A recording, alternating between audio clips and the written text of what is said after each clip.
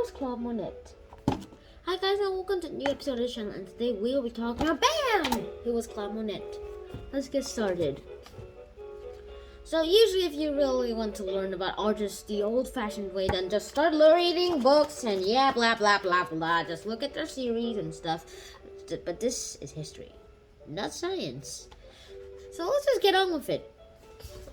So, as I mentioned earlier, Claude Monet is our topic today. Claude Monet was born in Paris of November 14th of 1840. That's a pretty easy date to remember, of November 14 on 1840. Yeah. Don't think about that. But when he was 5, his family moved to a seaport named, wait, this is French, Le Havre, which reminds me of the name Louvre. Back then, the school was only 4 hours long, which to today's kids might be like, yay! But to him, like, no thank you at all. Because even 4 hours of school was torture for him. That was the only adventure he never seemed to like. He said that the prison felt a bit like, the school felt a bit like a prison. Prison felt like school to him too. Also in cartoons where kids hate school, seems to have nightmares of school. And school and their nightmares. I still can't believe school is a nightmare to them. Wow.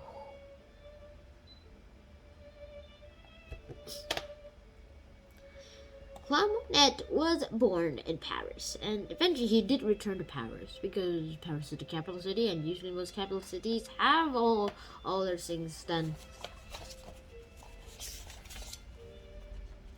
Now, Claude's father was a grocer, which is one of the main reasons why he moved to the seaport in 1845. And Claude Monet seemed to enjoy watching all the ships dock out their goods and see what goods there are. And according to the book, there was a lot of goods, like mahogany from South America, tea from the West Indies, spice and sugar from the West Indies, coffee beans from Java, and dates from Persia. He also loved to listen to foreign languages being spoken by foreign people. A lot of foreigners. And his aunt Marie Jenny was an artist, so she really supported Claude's dream of being an artist. His father wanted him to be a grocer because he said grocer is a very respectable trade and you can make a lot of money out of it. A grocer was basically a merchant back then, a modern merchant. He took art classes, but he never liked the style they teach people. And they said, just copy this, and you'll be able to learn it, and then you'll have to draw in that style forever. Well, that's the basic way. If you want the long way, you should really take those art classes. Nowadays, art classes aren't taught like that, which Claude Monet might have loved.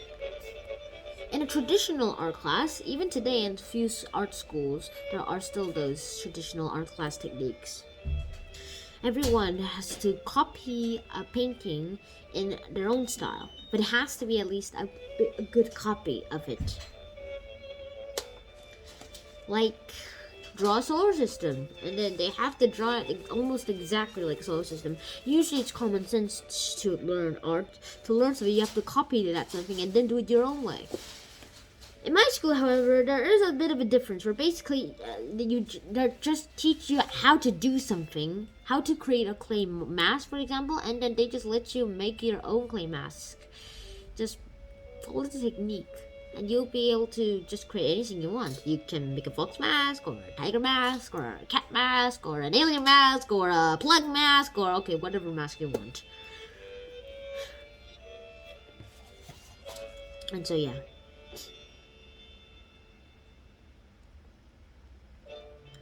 So when he kept using his own drawings, he just used either pencil, a pen, or an ink pen. So yeah. He loved drawing backgrounds though, and always the backgrounds had to be in the sunlight. Nothing. If nothing was in sunlight, he would not draw, and until it was sunlight, he would draw it. In his first art, in his his first art show at Salon, he looked at all the paintings and realized they were just from Greek mythology or heroes or And to Claude, they looked a bit depressing. And for the colors, I'll have to say that they did look a bit depressing.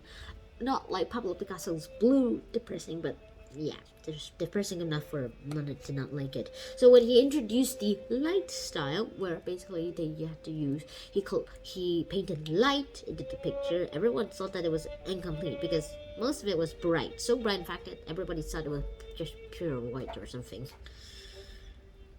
No one seemed to like light paintings back then. There was even a school, but Monet really enjoyed one school. So if you paid, the class in our class were basically the classes were free, but you had to pay to get a model for yourself to draw. And yeah, that was a bit terrifying, to be honest. Claude's drawing days had to come at an end in 1861 because he had to join the army after 2 years of army service, so he got typhoid fever and had to quit. So this is what happened. After his military service got cancelled, he met 3 other artists. Let me show you their pictures. Here's Frederick Bazille. Here's Pierre-Auguste Renoir. And there is no Sisley painting, so yeah, everything was a bit good. He never seemed to give up on his background paintings, so he was able to just draw them on. And when just a few years before he became nearsighted, farsighted,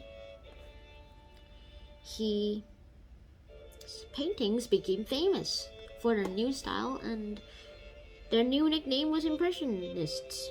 Was meant as an insult originally, but then they turned it into a good name for themselves.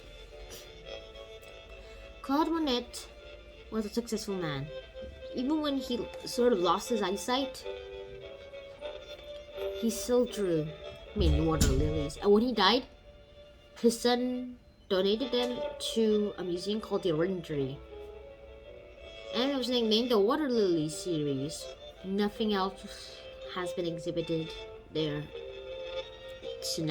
until now.